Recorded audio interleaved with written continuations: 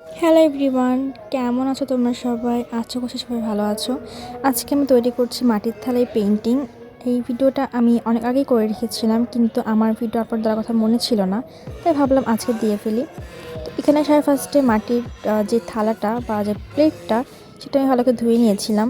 এরপর আমি এর ওপর অ্যাক্রিলিক কালার ইউজ করে ফেলবো, কারণ অন্য কোনো ওয়াটার কালার বা গস ইউজ করলে কিন্তু কালারটা উঠে যাবে, কিন্তু অ্যাক্রিলিক কালার ইউজ করলে কিন্তু বছরের পর বছর টিকে যাবে এটা।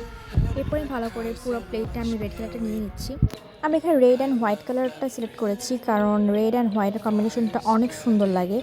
এছাড়া যেই কালারগুলো আছে সেই কালারগুলো আমার কাছে ভালো লাগে না, ওই কারণে আমি আসলে দিইনি।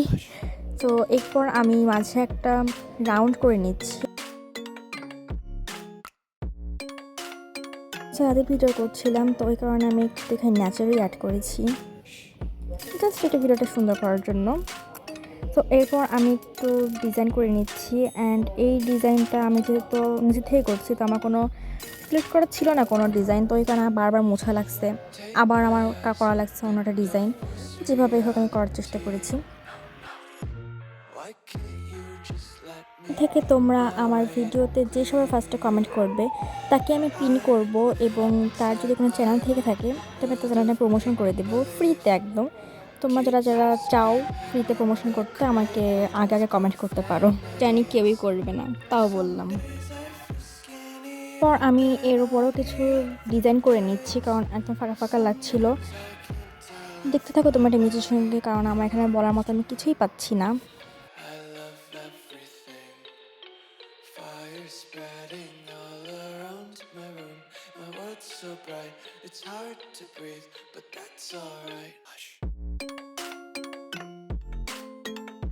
এরপর আমি প্লেটের চারিপাশ থেকে একটু ডিজাইন করে নিচ্ছি। একদম সিম্পলের মধ্যে প্লেটটা রাখতে চেয়েছি, কারণ যেহেতু ফার্স্ট টাইম করতেছি, তো এরকম হিজিবিজি কিছু দিয়ে আমি প্লেটটাকে খারাপ দেখতে চাইনি। আমি সিম্পলের মধ্যে একটু সুন্দর করার চেষ্টা করেছি। আই ডোন্ট নো কেমন হয়েছে, আমার কাছে তো মোটামুটি ভালোই লেগেছে। কারণ আমি আবার আমার গাছের ফুল নিয়ে চলে আসলাম। ফুলগুলো আশেপাশে আছে, আমাকে জানিও। এরপর আমি এখানে লতাপাতা অ্যাড করে নিচ্ছি,